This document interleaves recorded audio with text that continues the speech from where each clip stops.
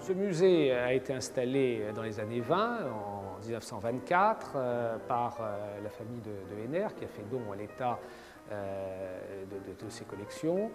Et jusqu'à il y a 4 ans, donc, ce musée, qui est un musée d'État, était ouvert au public. Et depuis 4 ans, donc, il a fait l'objet de gros travaux de rénovation et de restructuration. Alors aujourd'hui, Jean-Jacques Henner est effectivement un petit peu méconnu. On espère qu'il sera beaucoup plus connu grâce à la réouverture de ce musée. Mais il faut s'imaginer qu'à la fin du XIXe siècle, c'était un des peintres les plus connus en France et en Europe. C'est un peintre, disons, académique ou officiel, mais qui avait sa propre personnalité et qui est surtout connu à travers ses nus féminins.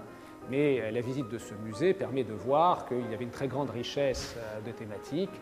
Il y a beaucoup de paysages qui ont été peints, un certain nombre de scènes d'intérieur, de portraits, même si effectivement c'est le thème du nu féminin qui domine aujourd'hui lorsqu'on évoque Henner. Le musée Henner est le seul musée présent dans le XVIIe, qui est pourtant un très gros arrondissement.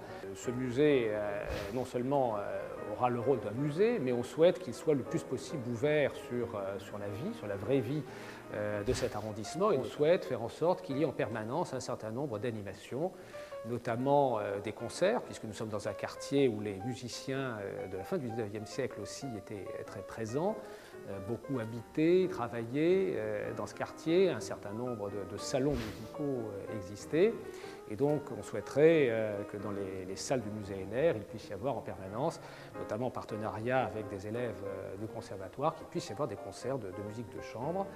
On souhaite aussi qu'il y ait des lectures autour d'auteurs de la fin du XIXe qui ont pu connaître Henner et fréquenter parfois cette maison.